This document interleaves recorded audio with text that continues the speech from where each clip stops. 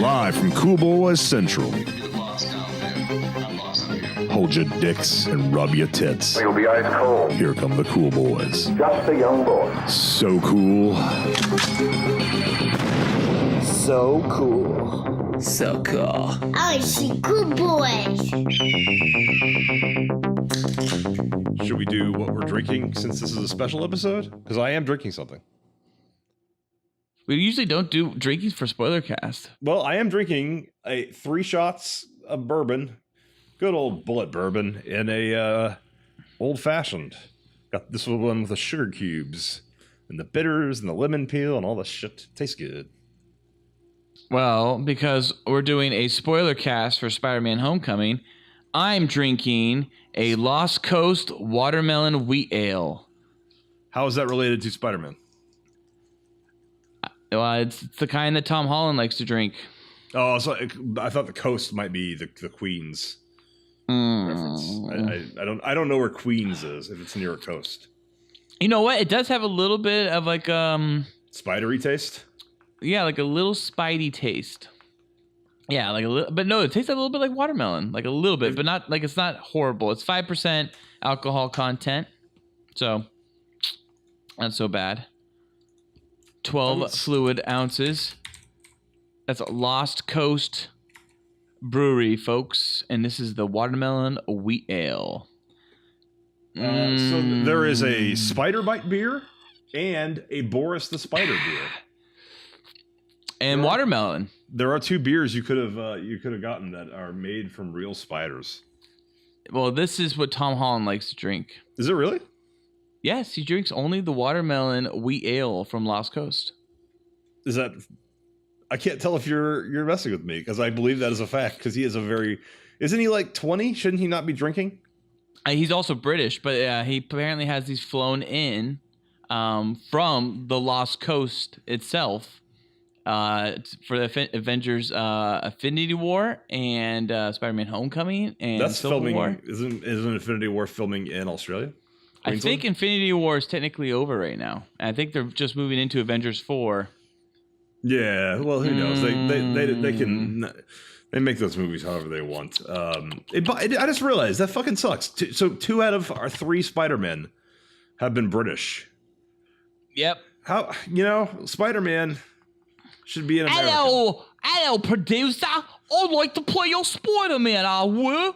Fucking British Batman. Well, we currently have an American, a Bostonian Batman, but last one was British. Current Superman is British. But we'll never have an American James Bond. Kind of bullshit. Oh God, no. Nah, but you know what? Who needs to be James Bond? Henry Cavill. He wouldn't be bad. He was great in The Man from U.N.C.L.E., and I think he'd be a fantastic James Bond. Yeah, he played a great American spy in The Man from U.N.C.L.E. I think he could be okay as Bond. But this is not the Bond podcast. This is he is dashing. He is. He's definitely had a more vibe to him. You know what? No, it's not the Bond podcast, but it is the Cool Boys podcast, and we can't go on an episode without mentioning Henry Cavill. Oh yeah. You know who else would have been a really good Bond? I mean, he could still be a good older Bond. Batman v Superman: Dawn of Justice Extended Edition. Oh, fuck! I was gonna say no. An excellent Bond would be Hugh Jackman. Oh, Hugh Jackman, Tom Cruise. Yeah. The first American Bond, 58-year-old Tom Cruise. Dude, yeah, he would be a fantastic Bond, Tom Cruise, running around topless everywhere. Greetings, Cool Boy Nation, and welcome to a special installment of the Cool Boys podcast. I'm Felk. I'm Ballard. Cool. You got the this time, eh? I had to give the to myself because Noli's not here, unfortunately. Noli did not have the chance to see the movie yet. He wants to. He sends his well wishes to all Cool Boy Nation. I disagree. And you'll have Noli back for episode 23. He says he wants to, but I think we all know Nolan is deathly afraid of spiders. That's the reason he hasn't seen it yet. Yeah, it's a secret. So this week, or last week, Felk and I watched Spider-Man Homecoming, and or as I called it, Spider-Home Man Coming. Oh, that sounds like a pretty hot porn. I'd see that one too. Starring Brian Gosling and Brent Corrigan or whatever. Well, one of those is a straight porn star. One of them's a gay porn star. And why can't the two meet? Well, that's what Spider-Man: Homecoming has a lot of diversity. It does. It absolutely does. Well, I think I really enjoyed it. And before we get into any more of the movie, we should announce spoilers from this point out for Spider-Man: Homecoming. It's time for Spoilers. Sizzle.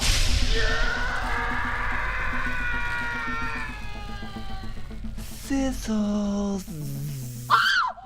All right. Well, first off, we should do real quickly our cool boy rating of the past 5 Spider-Man films. So for me, I love Sam Raimi, huge fan of Sam Raimi, but I wasn't a huge fan of the Spider-Man films when they originally came out. I've come to like them as nostalgia later, but at the time I really wasn't a super big fan of them. I do like what they brought to the superhero genre. So for me, I actually gave the original Spider-Man movie that Sam Raimi did in 2002. I gave that a 3 out of 5 boys. Okay. I think it handles origin very well. I feel like it almost handles it just as well as Superman, except I felt like Superman handled it first. I love Spider-Man, the first one. I feel like it was specifically because it was in May 2002, and this thing had happened the previous September, where it just felt like, as the Nickelback song plays, a hero would save us. It felt like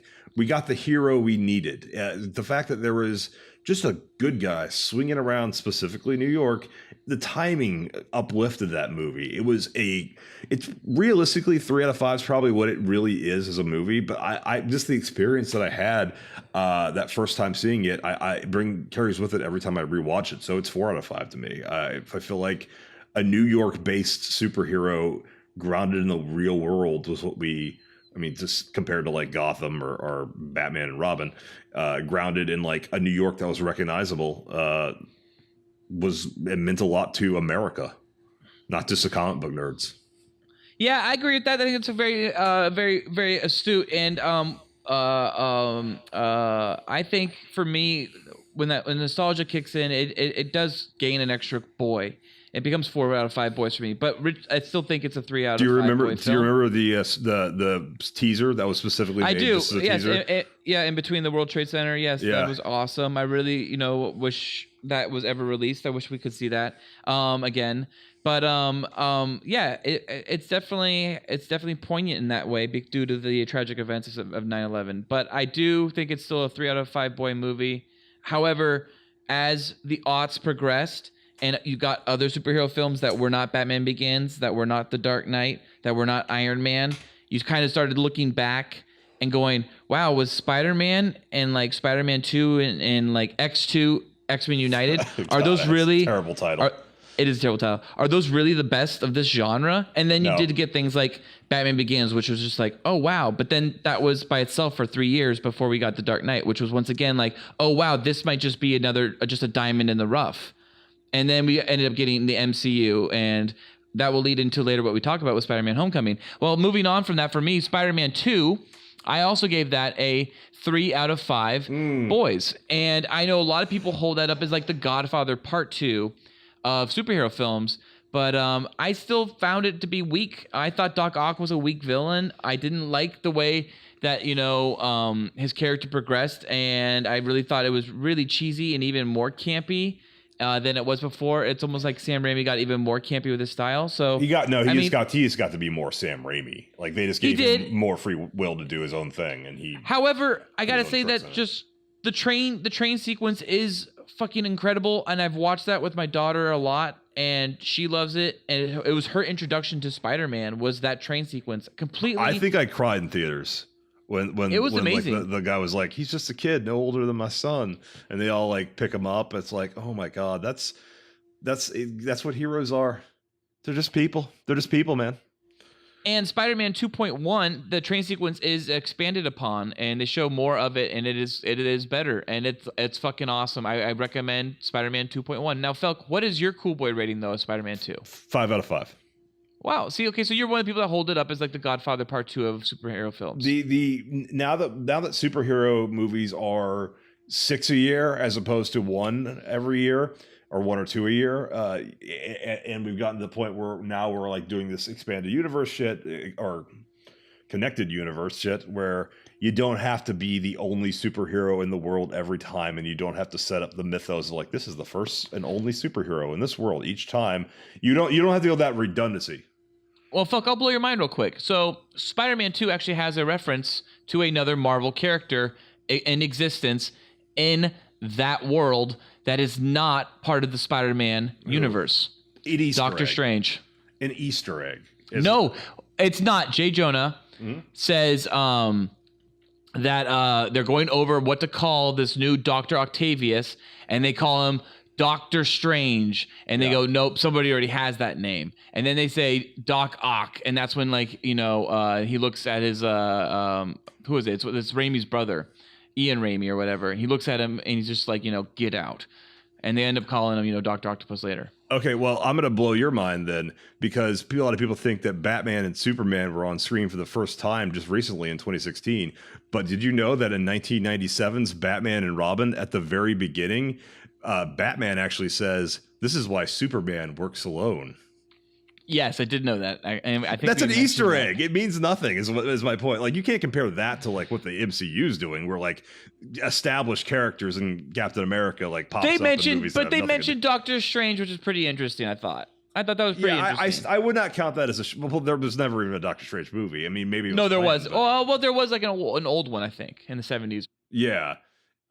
I still like Spider-Man, for all intents and purposes, is the only superhero who is ever mentioned in the 3 Sam Raimi Spider-Mans, and that hinders it, is my point. So when you like compare it to any kind of connected universe, it's gonna fall short by today's standards. Well, good point, Felk. So speaking of the 3 Raimi films, the Spider-Man trilogy that we currently have, Spider-Man 3. And for me, that was also 3 out of 5 boys. And what was funny about that, and as you may have noticed, Spider-Man, Spider-Man 2, and Spider-Man 3 are all 3 out of 5 boys. I don't find that they vary too much in quality and or in content. No, they don't. I think that they are all really kind of on par with each other. And I thought it was really funny because I remember a lot of people did not like Spider-Man 3, and it took me a little longer to see it in theaters. And I went with our buddy Dorn, and we like went in expecting to see this 1 out of 5 boy, 2 out of 5 boy movie, and we came out and we're like, hey, that was exactly like the other 2. Like that was 3 out of 5 boys. And I remember saying that to him at the time, exactly that verbatim. It was 3 out of 5 boys. Yeah. We actually knew each other when that one came out, so like we actually probably discussed it in person, I'm sure. I think we had a running box office guess on one of the whiteboards, and that was pretty high up there for most of us. And so Spider-Man 3 to me is 2 out of 5. So there you go. See, I found it just to be down the middle of the road like the other 2 were. I'm one of those people who thinks the first Spider-Man is very good, the second one is great, and the third one is less than good. Everything about dark Tobey Maguire ruins the movie, and it can't be taken seriously. And I don't mind it. I don't mind it because I don't take other things super serious. Like there's a whole like singing in the rain or whatever the fuck it was, or raindrops are falling on my head in Spider-Man 2 sequence, that montage. It's just as ridiculous. It's but it's supposed even to be goofy. It's plays because it's even goofy. The Spider-Man, it's supposed to be goofy though. Yeah, and so I think that's the same with the emo Toby or the emo. That's supposed Peter. To be dark though. I don't think so. I think Raimi's playing it goofy. But he plays jazz. He plays jazz and snaps his fingers. But he's also on a path that ends with him fucking trying to kill his best friend. Well, they all have levity and they all have deep, dark moments as well. But even the first Spider-Man film has a moment when it was obviously a quick fix because they were going to do the original World Trade Center scene. Is they had to do a montage, so they did the silliest montage of Spider-Man saving people in like the neighborhoods in Queens and in New York and Manhattan. It's just ridiculous. I think they all have those weird moments of incredible levity because that's the Raimi part of it. But then they have the darkness and the deep parts that also Raimi brings. That's great, and that's what you need, that balance. But that's why it's balanced down the road for me. It's just 3 out of 5 boys, but all 3 of them. Well, you know that Raimi did not want to do Venom. Like he was forced. Oh yeah, Xavier Rad forced him. I honestly think Spider-Man 3 would have been a better film if Raimi didn't have to get forced to do Venom, because then I think he would have been able to focus on... No, Vulture was for 4. Okay. But he wanted him for 3, though. I thought he just wanted Vulture for 4, and that was going to be John Malkovich. But I thought he wanted to focus more on the Sandman story. And and if my understanding is correct, is that if he did just wanted to focus mainly on the Sandman storyline, I think that would have been a better movie because I really liked what Thomas Hayden Church brought to the role. I thought he was great, and I thought it was a good. I thought he brought a villain I never really even cared about or heard about. Barely was mentioned in the cartoon in the '90s, and like actually made him like compelling. He had motivation. I forget what it was, but he had something that like motivated him and humanized him. It was the shit where he was the real killer of Uncle Ben. Felt like needless retconning that really kind of betrayed the first movie. Everything with Peter going dark was poorly handled, and you didn't really want him to fight James Franco, so it wasn't there wasn't like, oh yeah, I want him to kick this villain's ass. Right. Nothing about the movie played quite right. That's why it's 3. Yeah. Also, the casting of Clint Howard's niece. No, Topher's miscast and Clint Howard's niece is miscast. Yes, Bryce is miscast, but I do feel she will always be Clint Howard's niece. And I think that Christopher Grace was really miscast as Eddie Brock. Who? Christopher Grace. Oh, Topher Grace. Right. You call him Christopher because that's it never occurred to me that Topher stands for Christopher. Yeah, no, he just was cool and dropped Chris and thought he was super silly. Oh, God, that makes me hate him more. Yeah, there's a fighter for the UFC, or there was in the UFC. His name is Chael Sonnen. It's just Michael, but he dropped the M-I. and he goes by Chael. You should try that. No. You reinvent yourself. Chael. Yeah. So moving on from Spider-Man 3, now moving on to the Mark Webb sequels. And that is The Amazing Spider-Man. I have little to say. And I did not mind The Amazing Spider-Man. I might be like one of the very few people that actually liked The Amazing Spider-Man. And I gave it 4 out of 5 boys. I actually walked out of it. Me and Corey saw it and walked out of it. Really? The reason wasn't because the movie was bad. We actually thought it was okay. The issue was that we had just seen The Dark Knight Rises for the first time like 4 hours earlier, and after that it was like, you want to go see another movie? Like we didn't know, we had nothing planned for the rest of the day, like both of us, because at least my thinking was, don't plan anything for the Saturday night of the Saturday day that I'm seeing The Dark Knight Rises for the first time, because that movie was 4 years of anticipation. That was a huge day. I kind of found it to be like original and very much in vein with what kind of Marvel was doing with the MCU. It's not bad. What do you rate it? I'd give it 3. I'd give it 3.5. 3. I'd give it a solid 3 to 2.5. It's not as good as the first Sam Raimi. And too much of it is so hindered by having to repeat almost all the beats for the first act that the Sam Raimi did. Like, to see Uncle Ben get murdered again, we get to see him get bitten by a fucking spider again. Like, all that's a problem.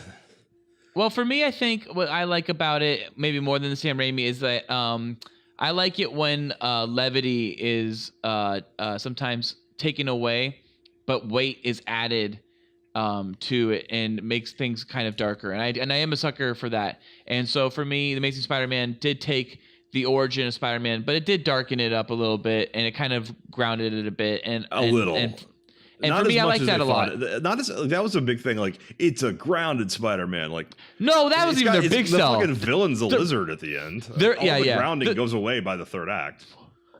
But their big sell, totally, especially with turning the whole New York into lizards. But their big sell for that movie too was, and find out the secrets about Peter Parker's parents. You will never care to know. And you'll find out a little bit of details in the first movie. It'll get teased in the second movie, and then you'll never fucking find out what we were planning to do because there won't be a third one. Sorry. Yeah. So speaking of the second movie, I gave that one, I think, the worst out of all of them. That is a 2 out of 5 boys. That's a horrible movie. I'm 1 out of 5. I think it's a train wreck. It is. I mean, they do straight up dubstep for the action sequence in the second act between Electro and Spider-Man in Times Square. Pharrell. Yeah, really, by Pharrell. Did you know, speaking of the parents just a moment ago, did you know that there's a deleted sequence or an alternate take of Peter going to visit his parents' grave or it's Uncle Ben's grave. I can't remember which, in the graveyard. And all of a sudden his dad shows up. Yeah, Campbell Scott. I like Campbell Scott too. Oh, love Campbell Scott. In fact, he's amazing in House of Cards. He was, yeah. He's if you haven't watched Roger Dodger, I've been promoting that movie for God knows how long. I think it's one of the best performances of all time. Okay. He's just like a Campbell Scott plays like a playboy, or it's like a guy who works in New York and is just like always hitting on women. And then his nephew, played by Jesse Eisenberg's first movie performance, is comes to visit him, and he teaches him how to pick up women, and they go on like a dark journey. Really interesting. Wow. Movie. Really very cool. Alrighty, and then so Amazing Spider-Man 2 I thought was just absolutely a great example of how to kill this fucking franchise. Yeah, they really fucked up. The one thing I have to mention before we move on past the Amazing Spider-Mans is I love Emma Stone. She's a perfect human woman. Oh, she's wonderful. She's funny. She's smart. She's beautiful. She's sexy. I feel like I see a hotter girl than Kirsten Dunst every day in LA. She's pretty. Oh my God. But she's regular. And Emma Stone is fucking perfect. And the same can be said, frankly, about Bryce Dallas Howard. I'm sorry, I can't look at her and not see Ron Howard's face, which means I can't. Bryce Dallas Howard just looks like a beefcake to me. I don't know, but I Kirsten Dunst. We used to see her a bunch at a coffee shop that's just down the street from where he worked, and she would. I never saw her there. Yeah, Le Pen. I never saw her there. Oh yeah, we would see her hanging out at Le Pen. She usually was like sitting out there, super snaggletooth. You could really see those teeth bent in. No question. At least get back to the Amazing Spider-Man series, especially Amazing Spider-Man 2. I thought Gwen Stacy's portrayal by Emma Stone was fantastic. I think her relationship with Andrew Garfield in real life made an incredibly compelling relationship for her and Peter Parker's character to fall in love, and then for them to end up having, her die. And they handled Gwen Stacy's death very well, and I thought it was powerful. Okay. And I liked the way her head smashed against the ground and her neck cracked. I thought it was great. That scene is good, but he has one 40-second scene of being sad, and then he's over it. Oh yeah. Because they flash forward through time a lot, very fast. I guess, but the next scene he's like, "Oh, back to being Spider-Man. Shit happens." No, they make it, I think, pretty clear that they flash forward 6 months. Maybe, but it's still the time. It's still the next scene, so it's then the movie's over, and he's pretty much over it. Because you left them off in summer, right? She dies in the beginning of summer, essentially, right? Because they just got out of school, and then he's at. Before he decides to be Spider-Man again, he goes through winter. So I mean, it was a while. It was 6 to 7 months that he was grieving Gwen. That's a long time. Okay. But whatever. It's still a shit film, and I can't believe they still hired Mark Webb because of his fucking name. Because don't think they really did that. No, Phil, come on. He was coming off of 500 Days of Summer. So do you watch 500 Days of Summer and go, he can do Spider-Man? Did you watch Cop Car and think he could do Spider-Man? Yes, because I thought he could easily do realistic, dramatic, adult storytelling of children. And I actually have not seen Cop Car. Cop Car is great. I recommend it. Or Clown, his other movie. Clown is actually very spooky and freaky, and it's very well done. A very ridiculous horror film. It's very well done. But Cop Car is actually a good movie, and I recommend that. I cannot believe you've seen Clown.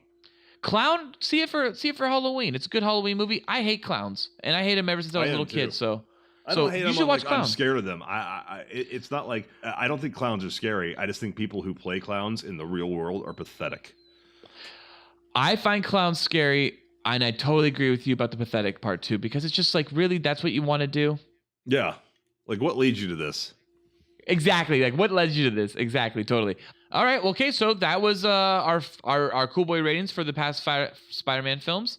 Mine are Spider-Man 1, 2, and 3, all 3 out of 5 boys. And The Amazing Spider-Man, 4 out of 5 boys. And The Amazing Spider-Man 2, 2 out of 5 boys. And you are? Spider-Man would be 4 out of 5.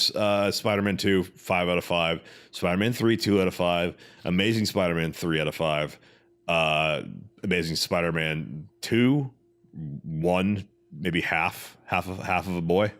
I think I lost points since the last time you rated that one. Just talking about it, you hated it more after just talking about it. Yeah, no, it really is because also Jamie Foxx's character's villain hates and wants to kill Spider-Man because he's the villain because he got ignored by him once. Spidey ignored him, but then also I hated how he played the Itsy Bitsy Spider. That was terrible. And if there was interviews before the movie was released where Jamie Foxx said and Mark Webb said like Jamie Foxx came up with this improv on set to sing Itsy Bitsy Spider and it worked out great and we're gonna put it in the film. Nope. And you see the scene, you're like, oh God, that didn't work that great.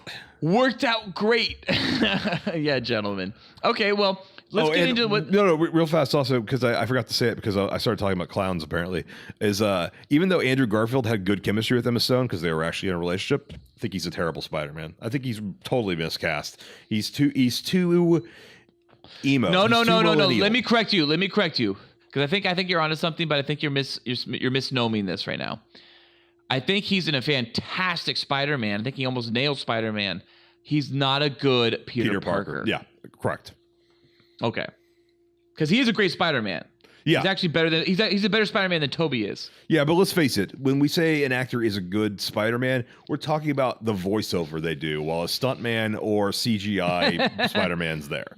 It's just it just becomes a voice role at that point. I love all the quote unquote paparazzi photos of them clearly on set in the Spider-Man costumes, and then later you see the movie and it's like fully digital character. Mm-hmm. I feel like they just like, oh, you're gonna go get coffee or go hang out. Just put the Spider-Man outfit on. Yeah, even though that's not the scene he's filming, just so they can like trick you into thinking he actually is ever in that suit. Right, and so speaking of super digital character, they swear up and down was not Spider-Man: Homecoming and Civil War. I thought was absolutely digital, and it was clearly they repainted over it to change and modify the suit, just like they did with Black Panther. They did the same thing with Black Panther, it just looked better with Black Panther because having a little bit of texture looks a lot better than having almost no texture, which is what Spider-Man's suit has when it's done digitally. I think before I saw the actual full trailer, the final trailer for Civil War, where they actually put Spider-Man in it, because he was a very late addition to that movie. Before I even saw that final trailer, I think I saw a GIF of it. It was just a GIF of him like landing on that truck, doing like a backflip and like waving, because it was just a GIF or GIF, as some people mispronounce it. I thought, oh, cool, a Spider-Man PS4 game got announced. Yeah, it kind of does. It did. I mean, it definitely looked like that. Well, and you know what? And just to move into Spider-Man: Homecoming, the new movie that was just released, I thought that there were scenes that the CGI looked also not very good for Spider-Man. And even when he was running on rooftops and sequences in Queens, I felt like it looked not like a human being running on a rooftop. It tried to look like a superhuman with spider like capabilities, I guess. Like, it was weird. It didn't mesh with me at times, and my eye called it out and was like, nope, fake. And I really wish that looked good, because I thought the CGI for Amazing Spider-Man 2 has been so far unparalleled by any other Spider-Man film. Which one? Because Amazing Spider-Man 2 has incredible CGI, especially with the rippling effect of the suit in the very beginning when he's falling into New York. Very beginning of I remember. I honestly do not remember much about it. That's probably the best part of Amazing Spider-Man 2. Honestly, what gets it up to 2 cool boys is that it's the only Spider-Man movie to have like the most incredible cinematography and Spider-Man action to be actually like portrayed on film. That's about it. That's really about it. But moving on to Spider-Man: Homecoming, I really liked the movie. What'd you think of it? We should give it our rankings. How many boys do you give it? Well, I really don't know off the top of my head. Because I almost want to say 5 out of 5 boys. But really? I'm gonna give it 4 out of 5. I think here's the thing. I don't know if that's just because it's my love of Spider-Man, but I would say it's on par with Iron Man for me. And I really liked Iron Man. I gave Iron Man 4 out of 5 boys. So you know what? Maybe I will agree with you, and I'll say Spider-Man: Homecoming is 4 out of 5 boys. It is. It's really good. It's an incredibly enjoyable film, and it made me really happy, and it made me feel like I was seeing like this like real Spider-Man movie, like not this like attempt or isolated Spider-Man film. It felt like I was seeing like Spider-Man in a real comic sense because I was seeing him in the Marvel world, and that was great. Yes, honestly, the best thing it has going for it is the fact that this is in the MCU, and it's now officially that's as big as that. That's as big. You as don't like attributes. it? What? You didn't like it? I gave it 4 out of 5. I gave it 4 out of 5 boys. Oh yeah, that's right. You already said that. But, Sorry. Yeah, but if this was a standalone Spider-Man movie, you'd be like, what the fuck is this? Spider-Man didn't even swing through like Manhattan. That's what Spider-Man does. He saves the world. He flies through Manhattan, swinging around. He has totally. Uncle Ben who's dead, and like that's a big part of his like all the elements of a Spider-Man movie were gone because they'd already been done in standalone Spider-Man movies. So they had to tell a very specific story for this Spider-Man, and without the idea that this is already in this huge established universe, it would not work. Totally. And I also want to like just mention up real quick that the MCU connection with the prologues we have, with both prologues, how they kind of like change up like, you know, a little bit of our understanding of the canon of the Marvel Cinematic Universe. And for the first thing is that we opened the film in right after the Chitauri attack in New York and at the Avengers Tower practically. And that was pretty cool. I liked seeing that. I thought that was really interesting. And I love the way it set up the villain's, you know, motivation for the rest of the film. I thought it did a great job. And I thought it was great motivation.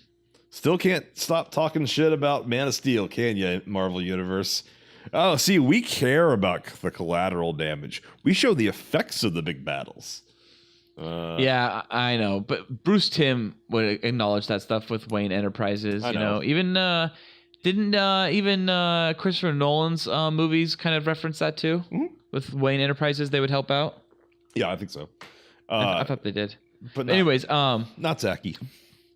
Yeah, not Zaki. But yeah, I really liked it. I liked the way they set up damage control, but I really liked the way that was able to do a classic Marvel film, a Marvel Studios film thing, which is when they get into these later phases, they like to do their prologues as being kind of like, we're going to see a moment that you kind of already saw, but we're going to expand upon it.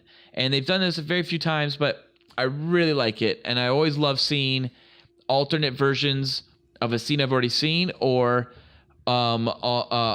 essentially expanded upon sequences from scenes that I've already watched. And this was a great one, you know, continuing with what happened immediately after the Chitauri invasion. And the next one, it had a 9/11 feel to it because it was kind of like they were at Ground Zero, right by the big ship, one of those big worm things that Stark took down. I guess there was 2 of them. Yeah, totally. Absolutely did. For sure. Yeah, definitely. And it was also kind of irrelevant to just like America, that it was the villain was a private businessman who had his job taken over by government overreach. Totally. No question. And that's what it was. I think that's what's so powerful about the villain in this, is that the villain has motivation and the villain works. Mm-hmm. And we'll get into that more later. He has a reason to be pissed off. They actually give him a reason to be pissed off and do what he's doing. And he's not trying to Yeah, no, you're right. Totally justified. Like, very few villains in Marvel Cinematic Universe are good and justifiable. And there's no question that that the Vulture was definitely set up that way. Yeah. Why did Ultron why did Ultron exactly want to destroy the world? Because AI and reasons. Yeah. AI always wants to destroy the world. He wanted to save it from people. I really liked the damage control scene. I love the way that they established that Tony Stark was in control of it, that you could see how Tony Stark's guilt is already getting him, but at the same time, he's already fucking over everybody. And I love that about the character Tony Stark so far in the MCU, is that he tries to be good and he fucks up, and he tries to be good and he fucks up, and he always tries to be good and he always fucks up. And I love that this is a common thread for this character. Yeah, Tony Stark is the villain of the MCU. He is. He's like this. He's like the same villain. He's like a villain, and Loki's almost like a hero. Yeah. You know, remember we were talking about this a while back. I don't even know if it made it into the podcast, but we were talking about how there's a theory that Loki is the hero of the MCU. Yeah, it did. Well, if that's true, if that theory is accurate, then the other theory would be that Tony Stark is absolutely the villain of the entire MCU. We've been watching the villain since the get-go. But that's why he's gonna die in Infinity War. Prediction. Well, I think you're right on the money with that. And I liked how we then went into we start the movie with the Columbia Sony's Pictures, opening logo. I was surprised that there was no Marvel logo. So that you tricked me. We did, but then we go into damage control, and then we go into the Marvel logo, which now has a Spider-Man image thrown into the in there because this is a Spider-Man movie, and then we go into the Marvel prologue, and I really like that because we had a Sony prologue, and now we're having our Marvel prologue, and I really like that the Marvel prologue. Well, I guess before we get into the Marvel prologue, I liked how they used the Spider-Man animated theme, the old school theme, as the Marvel logo animation theme song. It was the da na na na na na na na na na na na na, but it was by Michael Giacchino, and it was really well done. Did Giacchino do the score? Yeah, he did. He did a great job. I thought it was super forgettable. Once we got through the Sony prologue, which was damage control, we got the Marvel prologue, and that was the Civil War viral video by Peter Parker. And I love that. It was cute. Once again, I'm seeing a sequence from another movie from another perspective. It went on a little too long. That was great. What? It went on a little too long. And a lot of that just deals with the fact that it was like shaky cam, like found footage. And I when it's super shaky like that, I don't like it too much. I can tell you really just don't like Quantum of Solace, and it seems to be your main concern is that it's just hold your camera straight. Hold your camera straight. We have fucking $1 million rigs designed to get great camera shots. Well, don't the reality make a movie of it holding is a camera and faking the shakiness of it. Yeah, and the reality of it is too that's probably the only thing I don't like about Man of Steel is that they shake the camera too much in Man of Steel. I wish they kind of didn't. And that otherwise, I think Man of Steel is almost perfect. I agree, and he crash zooms too many times, but he does, and he shakes it just a little bit too much when he doesn't need to. But getting back to Spider-Man, I did like seeing the perspective from Spider-Man's perspective and seeing his kind of relationship with Happy Hogan and Tony Stark kind of continue to unravel, and they're kind of like end up being these like surrogate babysitters in our gateway to the greater MCU. And I think what's one of the great things about this handling of this Spider-Man for Spider-Man Homecoming is that this is a Spider-Man origin story, but it's handled in a way that it is winking at the audience that we all know the story already. We don't need to establish it. What we're going to hear is Peter say to his friend, "Don't tell my aunt, please. You know what she's been through." We've already heard in Civil War him essentially say things like, sometimes bad things happen and you got to do something about it, which is essentially him leading on to, my uncle died and it was my fault in some form or fashion. Probably a lot like the way of I let the robber go at the wrestling match. I am glad I didn't have to go through all that again. And just having it done the second time in Amazing Spider-Man was already too much. And they also handled it, Falcon Spider-Man Homecoming, also in a moment by having the deli guy almost die, and you thought he may have been killed, and therefore you think, oh, that's like your pseudo Uncle Ben, but it wasn't. He was alive, so they kind of play a little trick on you. Spider-Man saved him. Trick. I just feel like if this, like, I think about like there was a lot of kids in the audience, and like for a lot of them, this is probably going to be their fucking first Spider-Man, and if it's their first time seeing Spider-Man, aren't they going to be very confused? No, because don't get Sony wrong. The next Spider-Man movie, whatever Spider-Man film that is called, that will have a flashback to Uncle Ben. No you question. Think so? They will. Just like Wasp wasn't in Ant-Man.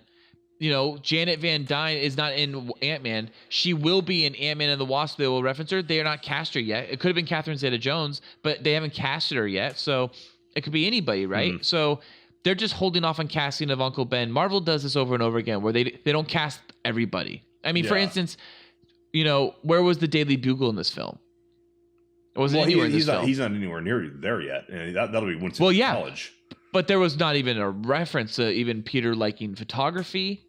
There's no reference to someone reading a Yeah, there Daily was. Bugle article. That's what the opening was. That was just a reference to it. He's not going to be a videographer. It's going to be a blog or something like that. Daily Bugle. Oh, you think that's what it is? He's not going to be a journalist, a photographer, a photojournalist? Videographer. He'll be a videographer, a vlogger. Yeah, I thought that because that's all. I mean, nobody takes still photographs anymore. They take fucking videos on their fucking phones. That's what his version of that. So you think instead of taking incredible photos, Alex Ross style paintings essentially of Spider-Man in these great leaps that Spider-Man did. He'll do BuzzFeed videos instead. He'll just do awesome shots of him with GoPros essentially, right? Well, that might be interesting. Exactly. They got him. Yeah, that might be interesting. But you know what? Amazing Spider-Man 2 used a lot of GoPro-like shots for a lot of their CGI sequences of Spider-Man swinging through New York. Didn't like any of that shit. Well, so I thought that was interesting that this Spider-Man film handled the origin story in a very intelligent manner and in a very succinct manner that we didn't need to play on things we've seen, but at the same time, it harkened back with moments and sequences that allowed you to think, oh yeah, that's right. This guy could be dead like Uncle Ben died. Oh, he isn't. Okay, good. And on top of that, Tony Stark was kind of a pseudo Uncle Ben. And maybe he'll die in Infinity War. But what I did maybe, and like you mentioned, would that be crazy if that was like the way we got to see a Peter Parker learn about great power comes great responsibility? Two reviews I already listened to said that there were nods to there being an Uncle Ben, and I didn't catch that in the movie. Did I miss something? Yeah, I think one of them was like I mentioned a moment earlier, when I said, Peter said, "Don't tell my aunt, please, about me being Spider-Man." You know what she's been through recently. I think that's clearly a reference to the fact that Uncle Ben was just recently murdered. I did not catch that. Even when you said it, it's very subtle. And then I think later when Peter Parker was out late and Aunt May freaks out when she doesn't see him for a while. I forget what happened exactly. And she's like, he comes home and she's freaking out. I think she's freaking out because she just had, a really intense moment in her life. And yeah, her husband died. Exactly. So she's just freaking out because she doesn't want to lose somebody else. But he wasn't in any way involved in it then. No, other than that was the only two ways they mentioned Uncle Ben. Okay. Because he's responsible for it in both the Spider-Man and Amazing Spider-Man. Yeah, and he's responsible for saying that line, with great power comes great responsibility. And it's a really important line because it's what fuels Spider-Man. And so it does need to be said in this iteration of Spider-Man at some point. And that's why I feel like Spider-Man 2... He said in Civil War. No, he didn't say it. He says to Tony Stark, when you have the power to stop bad things from happening and they happen because you don't do anything, you're responsible. Something like that. Yes, but he still needs to say the actual line. That's like, that needs to be said. That is not having, Batman have a Batcave. Like, you need to have that line. Like, that line is everything. Like, Batman finding the Batcave is just as important to Bruce's story as it is to Peter Parker's story. Hearing that line, I don't think you'll ever hear this version say, "With great power comes great responsibility." I disagree. I think in the flashback in the next movie, we'll hear that line. I'd bet against it. Well, we'll see. How about this? Let's bet some. Let's bet like $5, and then we'll come back to this later. Okay. Cool. All right. I like that. All right. And then I guess just talking on Tony Stark, I thought, Robert Downey Jr. brought his A game. He clearly knew his role in the film, just like he did with Civil War. He's here to bring, an important character to the entire brand, but at the same time, step back and let other people run their films. And he did a great job of doing that for Tom. And he also did a great job of playing Robert Downey Jr. Yeah, he is over that role, I think. He totally is over that role. He's no longer Tony Stark. He's Robert Downey Jr. Was it just me, or did he seem a little like phoning that one in? Oh yeah, no, he doesn't care. Kevin Feige probably told him like, dude, don't worry about this one. You just do whatever you want. It's fucking Sony. Even the CG on Iron Man, I know Robert Downey Jr. is not responsible for that, but even the CG on Iron Man felt a little wonky compared to the previous ones. It looked a lot better than Age of Ultron, though. I'll tell you that. I didn't notice Ultron being bad. I remember this one he felt a little off. The final suit of Age of Ultron looks like shit. The whole movie. It looks like there's a whole render pass that never happened. Anyways, and then, I guess, speaking of suits, well, you know what? Hang on. Before we get into suits, Favreau brought his game. What? Jon Favreau, I loved him in this film as Happy Hogan. He brought his game. Because he needs work. He needs work, but you know what? He was funny. No, he doesn't. He's fucking it. making $1 million, like he's making huge budget movies. What didn't the fucking Lion King, not Lion King. Jungle. Yeah, Book, he's doing maybe. Lion King. He's doing Jungle Book 2 and Lion King. Yeah, he's rich as fuck, but he still wants to bring his A game. I know, and I loved it, and I loved the way that he was able to play off of Robert Downey again, because it's been a while since we saw him. But I also loved the way that he played off Tom Holland, and I just want to get into Tom Holland. That fucking kid is great. That kid knows how to fucking lead a film. He knows how to bring drama. Have you seen The Impossible? Nope. He's great in The Impossible. He has to deal directly with him, and Naomi Watts are essentially separated from the rest of the cast throughout the movie, and he has to, in a lot of ways, take care of his mom, who was played by Naomi Watts, in this true story, and it is heartbreaking, and he is so good at it, and he's great in The Heart of the Sea, even though it's not a good movie.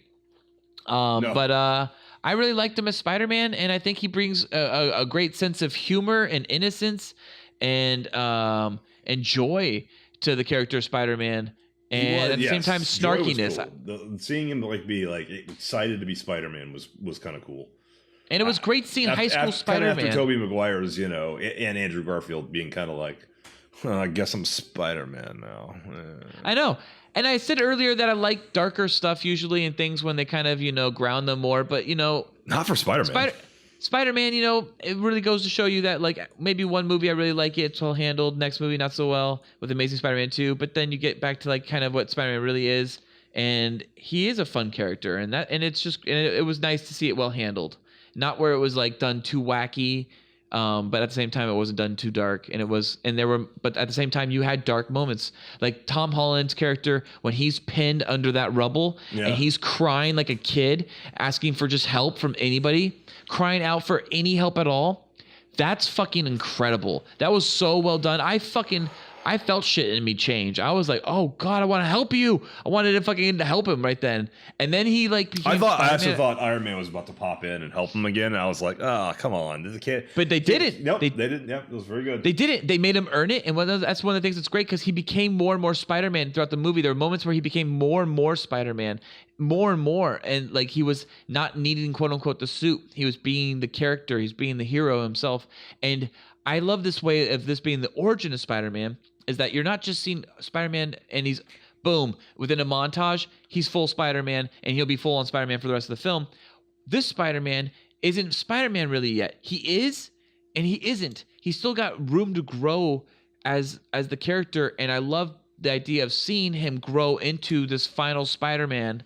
But when we finally see this final Spider-Man, it won't just be like this, quick, isolated Spider-Man. We're going to see a Spider-Man that's going to be very much, have lots of layers to them, like an onion that we've peeled back and we've tasted them, and they're delicious. And sometimes they make you cry, because I think we're gonna have some crying moments coming up in a little bit. And at the same time, when you grill it up all nice,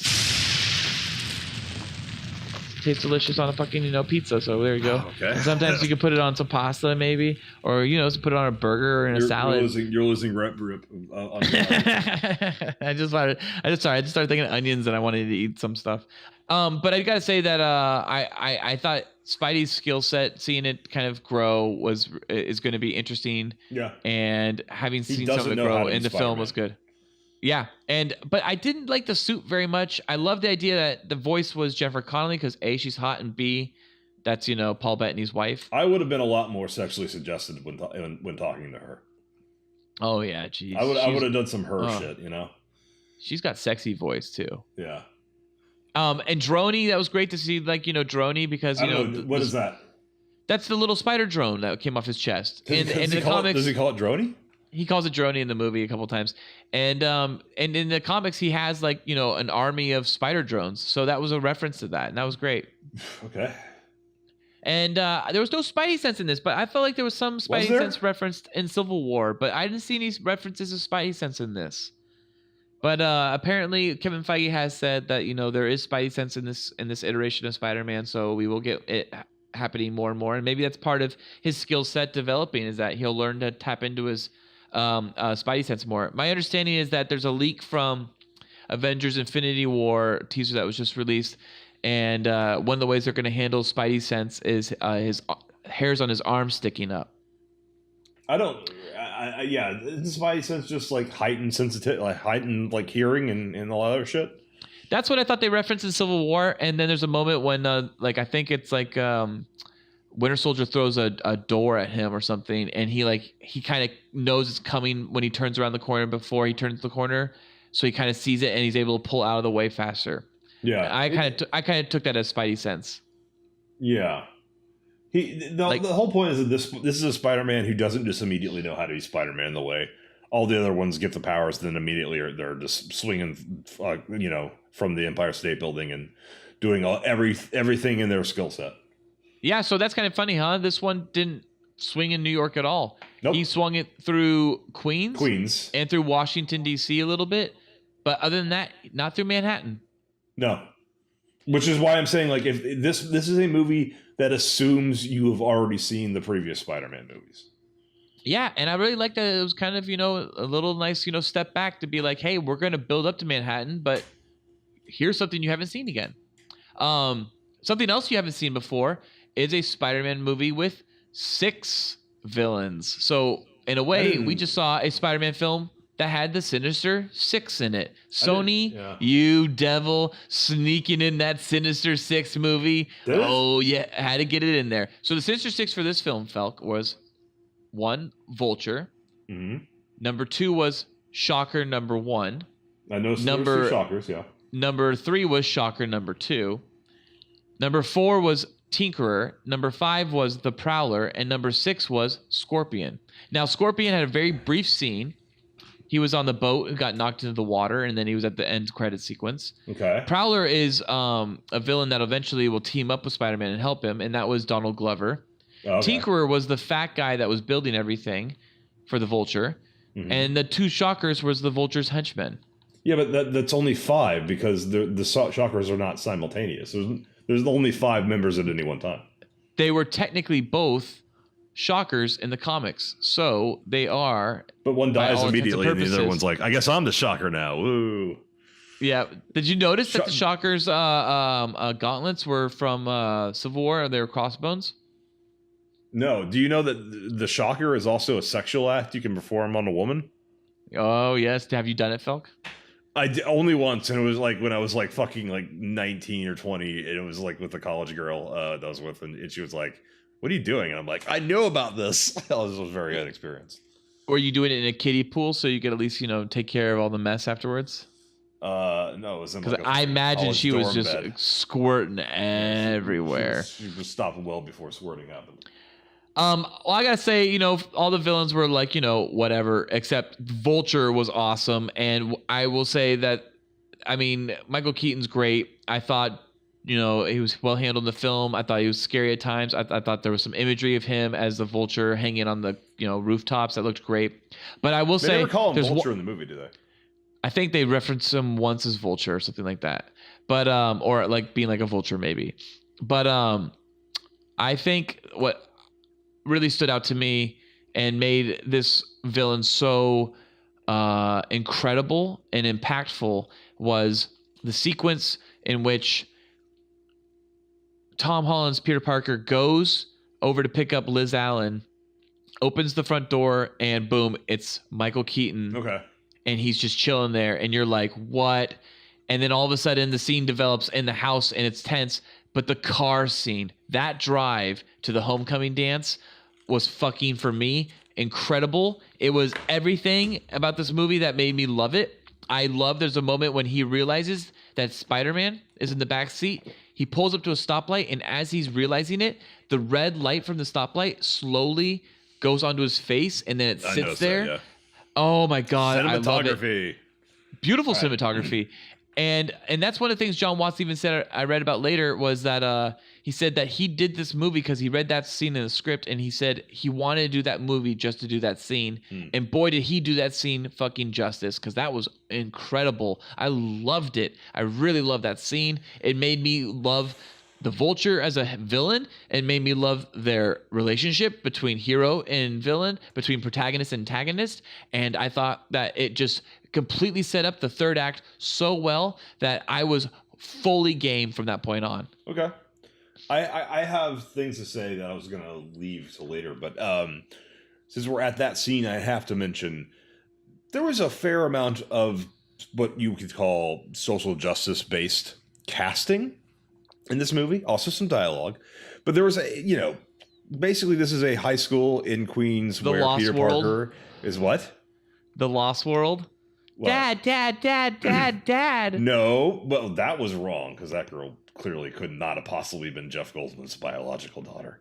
No, but it's the fact that basically the high school, Peter Parker is the only white kid. I mean, there's a few extras in the background, but it's a very ethnically diverse. So they made Flash Thompson Pakistani. Have you ever gone to high school in Queens? No, I'm guessing that is a pretty accurate depiction of what high school in Queens is like, especially in 2017.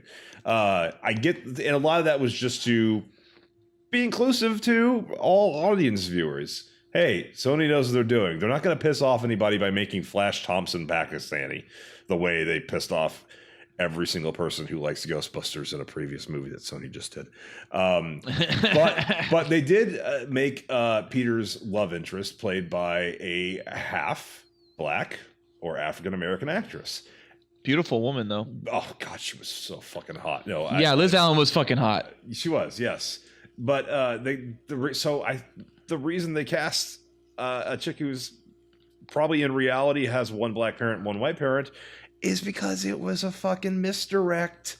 Because I feel like if they just cast a white girl and tried to pull off the surprise they pull off at the end, where surprise, because we're in spoilers, it's Vulture's, it's Michael Keaton's daughter, you probably would have seen it coming, because he twice mentions the fact, or three times, I think he three times mentions, I've got a wife and daughter, I've got to take care of them, I got a wife and daughter, I'm doing this for my kid and my wife.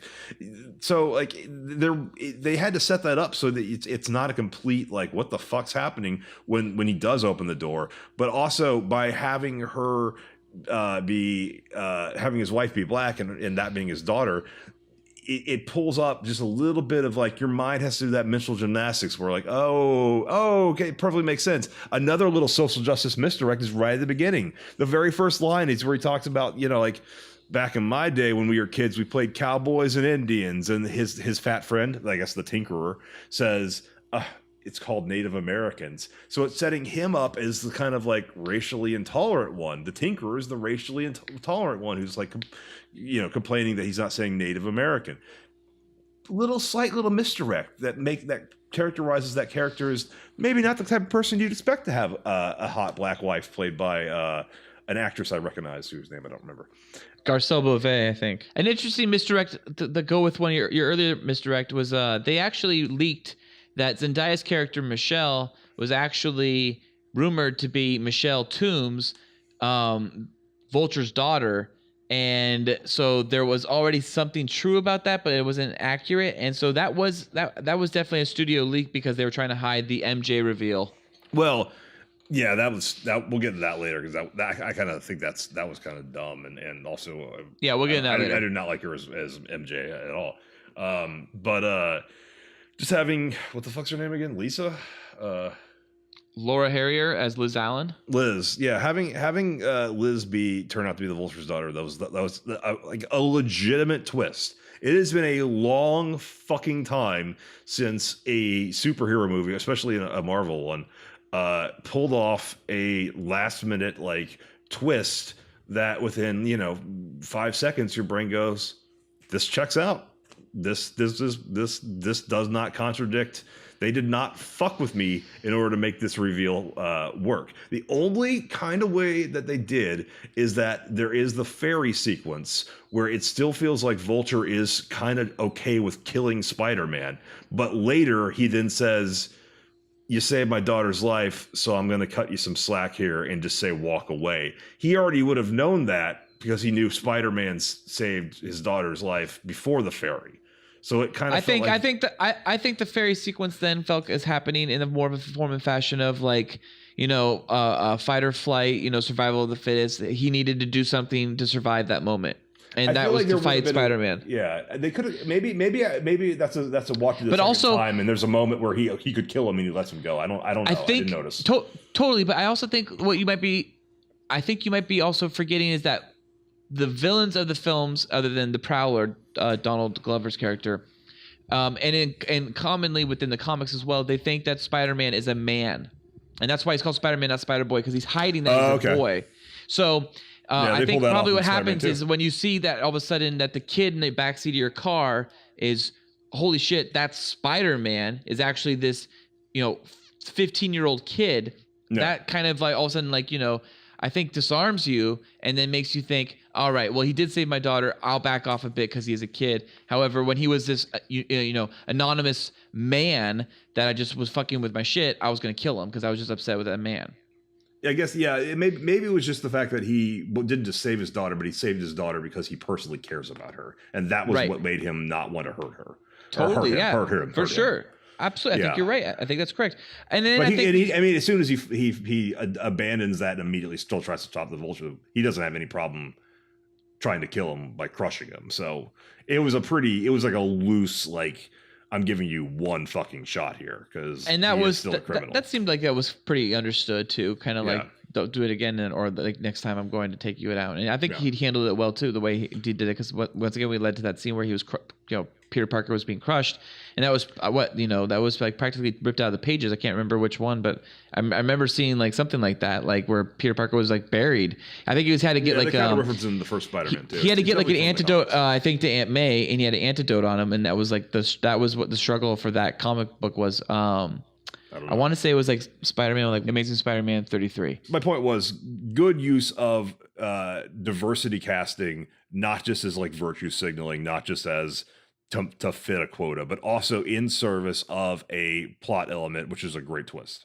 MJ Michelle Jones, come on, that was MJ. For me, MJ Michelle Jones, I would have been okay if they just committed to Zendaya being Mary Jane. I would have been fine with that because I can easily see, Zendaya. It's not a stretch for me to see Zendaya become this beautiful model-esque woman. I can see that happening. So for me, I thought they should have committed. The idea that this is like, this is an MJ, but it's not the MJ. It's like, come on, how many MJs are in the fucking, like Peter Parker's close, group of friends? That doesn't read very well to me. So I didn't like it very much. I just wish they committed to it or they didn't commit to it, and that was about it. That to me was the single weakest moment of the movie, when she says, "Call me MJ." I was like, "Oh, you just fucked up right at the end, didn't you?" Because my friends call me MJ. It's like at no point had that character had been established as anything other. I thought she was just the quirky comic relief girl. I would have been happy if that was just the case too. That would have been totally fine. Again, that her casting as if she is officially supposed to be the Mary Jane Watson. That's diversity casting that I kind of don't agree with. Like Mary Jane Watson, like if you cast an actress whose hair is not red, you dye it red. If you try to make her at least look something like the comic book character, we've done it. I was going to say we've done it twice, so I guess we've only done it once with Kirsten Dunst. Well, they did do Shailene Woodley for that series, but she didn't count. Yeah, and they dyed Emma Stone's hair to be whatever character, I can't remember her name now. Gwen Stacy, but Emma Stone's hair is actually blonde in real life. But Bryce Dallas Howard's is red, and they dyed her blonde to be. You try to her blonde to be the same character. That you try to make them at least, if you're not going to have them look like the character, and you're going to cast somebody who is a different ethnicity and just different basic like face shape, then you should at least have, if you're not gonna do that, then you should at least have the character act like we know the character to act. And I understand that Mary Jane Watson, at least in the Spider-Man, in the Sam Raimi movies, wasn't super like fleshed out, and part of that's just because Kirsten Dunst is a bad actress. Totally. But this character was acting like the weird, quirky friend who has like one-liners that end each scene.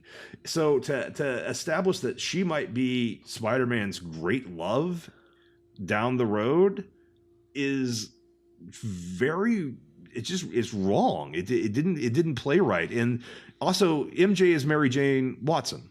So who the fuck is Michelle Jones? A new character. She's a new character, but she's taking the place of Mary Jane Watson? For now, until we get a Mary Jane Watson. Is she gonna die in 2? Like maybe as an amalgam of Gwen Stacy? Because he should be dating Gwen Stacy in high school. I think technically it goes Liz Allen first, then Gwen Stacy, and then what happens is when Gwen Stacy dies, Mary Jane's part of his group of friends. They all bond over Gwen's death, and then Peter end up going on a blind date with Mary Jane, and she's like, you just hit the jackpot, Tiger, and they fall in love together because of their bonding over their friendship of Gwen and her death. It was a dumb moment where they tried to pull in that at the end. I'm trying to think of like what it was a very kind of felt like something Star Trek Into Darkness would have tried. Totally. Well, one of the things that they did set up fairly well, I thought, because they left it very aloof in a lot of the ways that we talked about Uncle Ben and the way they did Janet Van Dyne for the Wasp and Ant-Man. Miles Morales was mentioned in this film by Don Glover's character, and but they didn't actually say how old he is. They didn't they gave nothing more than I have a nephew that lives in this neighborhood. So this kid could be like seriously like 2 years old, and we could get 10 years of Tom Holland, and all of a sudden, boom, we get an 18, a 10-year-old Miles Morales. So that at least they didn't handcuff themselves with an actor or an age. So that's good because they can eventually move on. Just like they're going to have to move on with Thor and Captain America and Iron Man.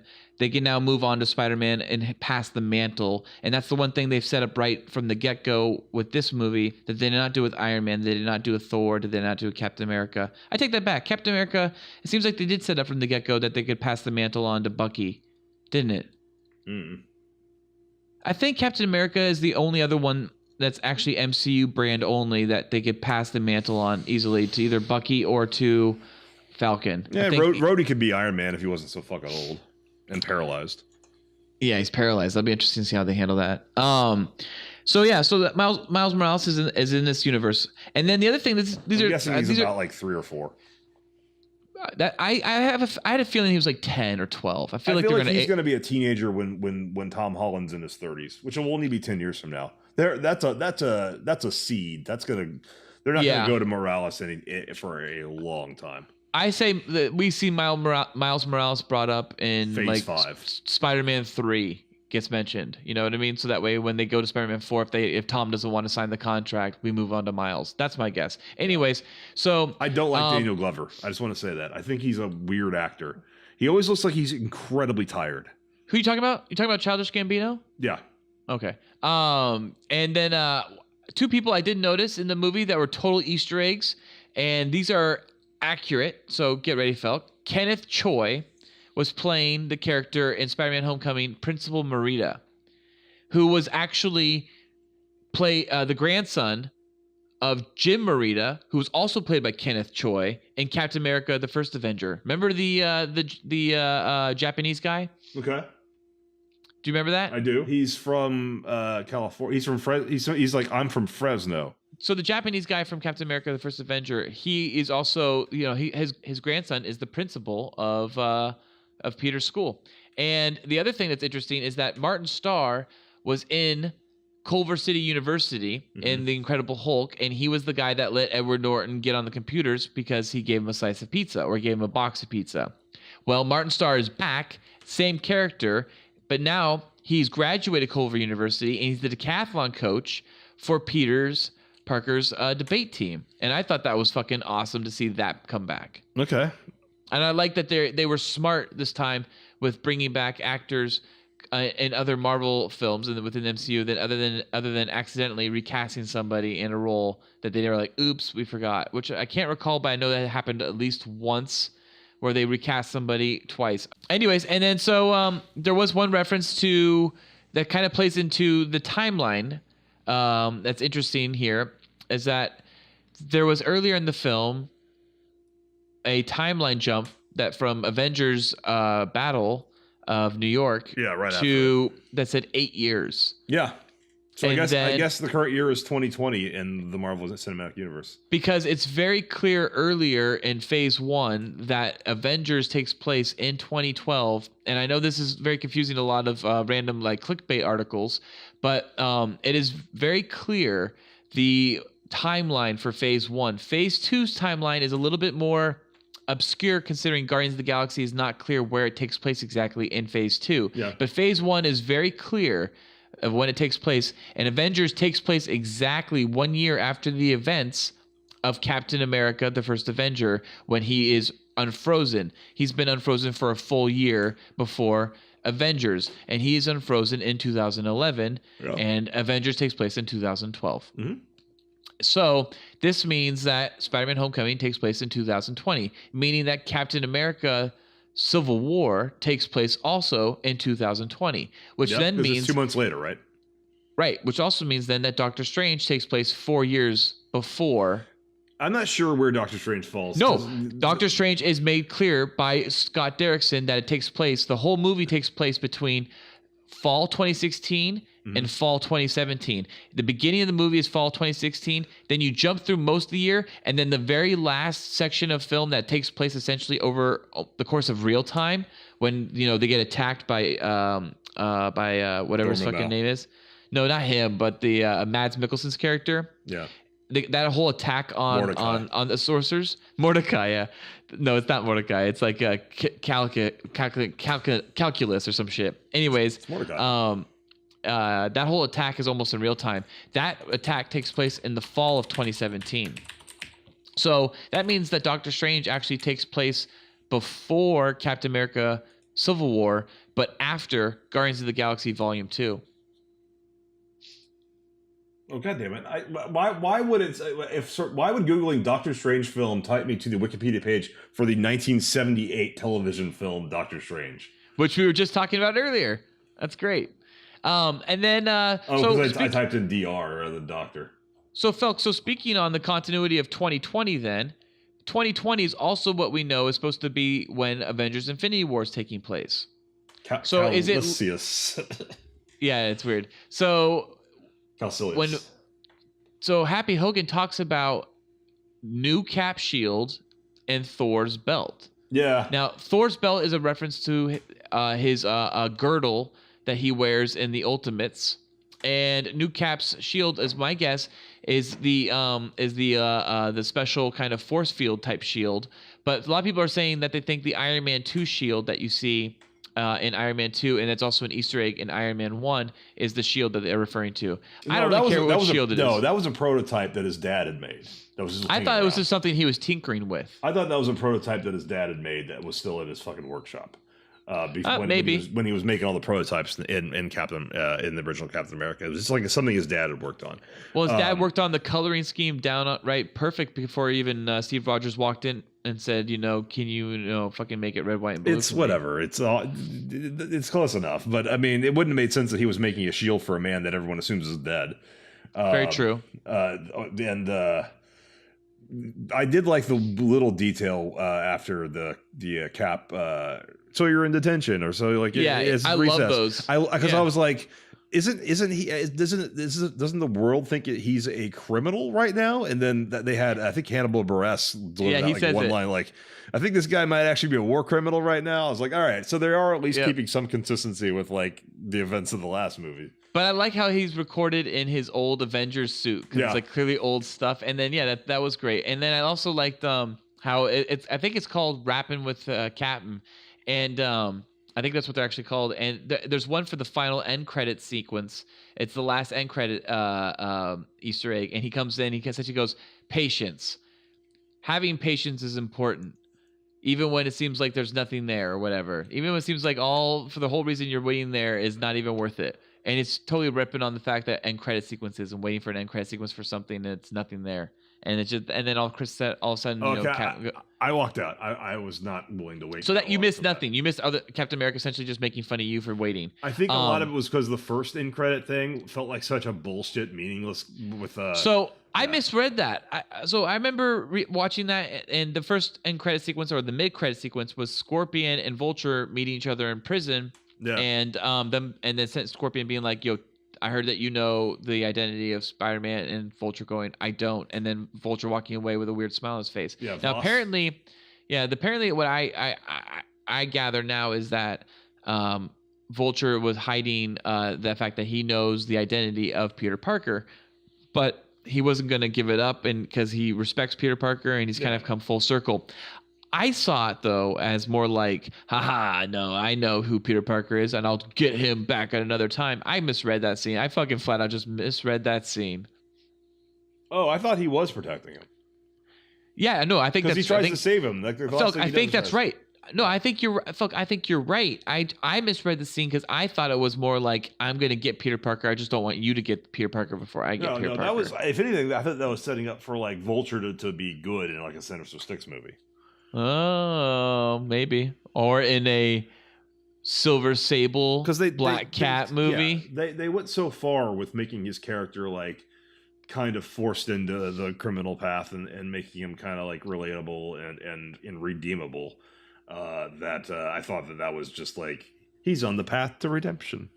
Totally. And then I guess the last thing I can talk about this movie about really is that to come, and I guess we have Avengers Infinity War to come, and it'll be interesting because apparently Spider-Man has a very interesting role in that and a very a poignant role in it, and that sounds like you're talking about Uncle Ben kind of being taking as pseudoed as Tony Stark as being pseudo Uncle Ben. Yeah, I think that's very likely even more so being referenced there. And on top of that, it sounds like they keep saying that Spider-Man will be ushering us into Phase 4.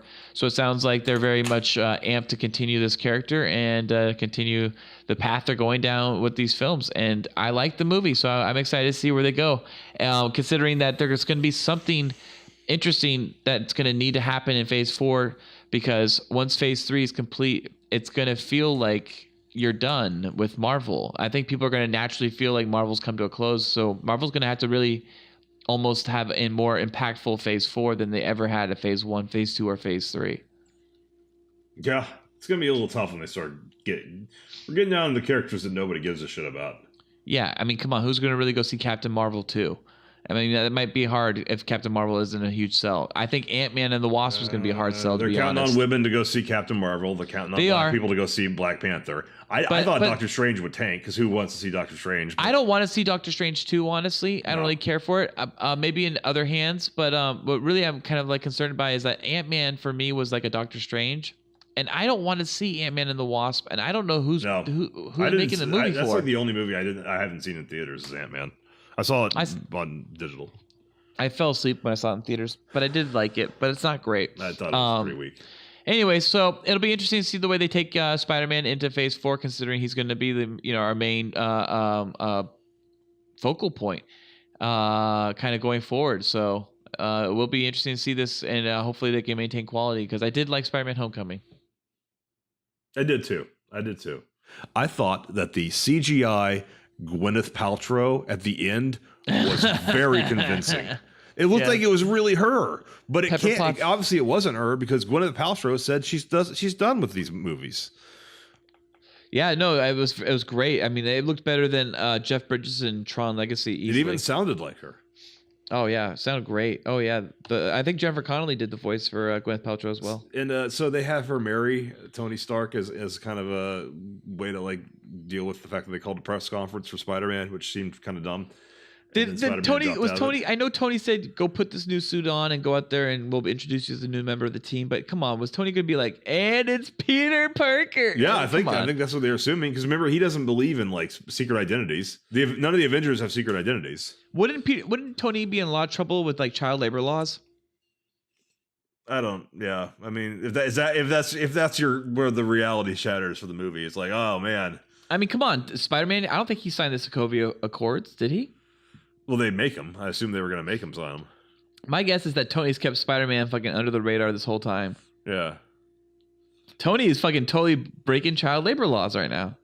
They probably could have gotten some kind of waiver for him. That's why he's interning, right? That's why Spider-Man's interning. Yeah, that's it. I like the way Peter Parker was interning for Tony Stark, and the way he kind of like. You never see it though. I mean, no, because he's lying. Because he's just lying. He's just lying because he just wants to. He's like a kid. He has to tell the secret somehow. So he's telling the secret as, I'm interning for Tony, even though what he's really doing is just being Spider-Man and just doing Spider-Man shit on the side.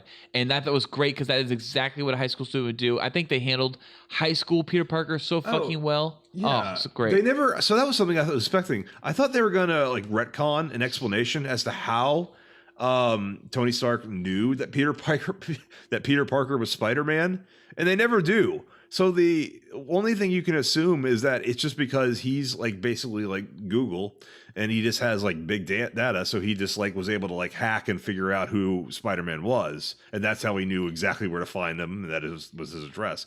Just more evidence that Tony Stark is the villain of the universe. Totally. Yeah, absolutely. Evidence. Obviously, he had violated an individual private citizen's privacy in order to obtain the true identity of the Spider-Man, who was just a YouTube sensation at that point. Yep. What'd you think of that final suit? I didn't really care for it. The Iron Spider. It was. If they're gonna do Iron Spider, then give him the fucking extra limbs. That's what I kept looking for. I was like trying to move my head around, like, oh, are there extra limbs behind? Because they never even have him wear it, right? The suit he puts on at the very end is just the suit he was wearing for the bulk of the movie. It is teased recently at D23 that he does wear that suit, that quote unquote Iron Spider suit in Avengers Infinity War. They do put that on. But yeah, so okay, let's rank our Spider-Man films. So yeah, start with your worst number 6 and work your way to your best number 1. Well, I mean, it's the star rankings, I guess, kind of belay this, but so number 6 would be Amazing Spider-Man 2, followed by Amazing Spider-Man 1, then Spider-Man 3 of the Sam Raimi versions, then Homecoming, then Spider-Man 1, Sam Raimi, and then Spider-Man 2 is still the best. Okay, I would say, for me, my Cool Boy rating is not going to affect my ranking. # inconsistency. Yes, absolutely. So there will be some changes. So my number 6 is absolutely The Amazing Spider-Man 2. My number 5 is Spider-Man 3. My number 4 is Spider-Man 2. Okay. My number 3 is The Amazing Spider-Man. Okay. Which was my 4 out of 5 boy. My number 2 is Spider-Man, which was a 3 out of 5 boy, but I did talk about nostalgia factor, and it is a 4 out of 5 was nostalgia. And my number 1 is Spider-Man Homecoming. Well, Cool Boy Nation, that brings us to a close for our spoiler cast for Spider-Man Homecoming. Homecoming. Come inside me. Yeah, I like that Cummings. It finally get the word coming in a Marvel movie. Spider-Man cream pies. I can't wait for Hulk coming. Spider-Man 2 Internal Damnation. Yeah. I am so glad, by the way, that we don't have to deal with the fucking organic web shooters anymore. There's no way that that's not come. Spider-Man 3 MILF Parade. Oh, MILF. Okay, real fast. We have to talk about hot Aunt May. Isn't it weird how you want to fuck Aunt May? Yeah, but they made her not hot, which is kind of funny when you think about Civil War. Oh, they still acknowledge that everybody wants to fuck her. Yeah, but they do. But what I like about it is when they do this is that they have to acknowledge that in Civil War that she like dressed up real nice and put on a lot of like makeup and like did her hair up real good before Tony walked into that apartment. She was like, she still looks good in a few of these scenes. Yeah, she still looks good in a few of these scenes. Yeah, but they did that like 1970s look like that old lady type of look, like high waistband and really flat hair with big glasses. I guess it's a tough time to be an old lady actress because previously all superheroes had like old ladies, and now it's like I want to fuck Superman's mom. That's Diane Lane. I want to fuck Maggie from The Walking Dead. That's Martha Kent. Granted, she dies when she's relatively young because something happens to Batman's parents. And now I want to fuck fucking Aunt May, who's like typically like, oh Peter, you're not Superman. She's like the oldest fucking old lady, and now she's like a relatively hot 50-year-old woman. Totally. No, you're right. Totally. Oh my God, Maggie. I don't remember her actual name. Lauren Cohen. Yeah.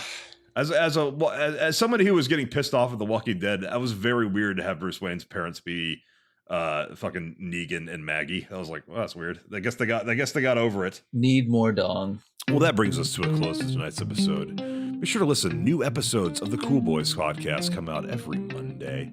Be sure to follow us on Twitter at Cool Boys Podcast. And you can now find our Facebook group at The Cool Boys Podcast. You can email us at thecoolboyspodcast@gmail.com. Don't forget the in thecoolboyspodcast@gmail.com. Be sure to like and subscribe to us on YouTube, and you can find us on YouTube by searching The Cool Boys Podcast. Please rate and review us on iTunes at The Cool Boys Podcast. And you can donate to us on Patreon and receive special additional episodes of Cool Boys After Dark and a Cool Boys shout out on our normal episodes that air every Monday. You can find Cool Boys on Patreon at patreon.com/coolboyspodcast. Thank you for listening. Stay cool, Cool Boy Nation. Until next time, it's Byzies from Felk. And it's Byzies from Ballard Boy. You are upstanding American boy. You have excelled in all things. I pump while I dump. Oh yeah. So cool. Oh yeah. So cool. Oh yeah. So cool. Oh, yeah.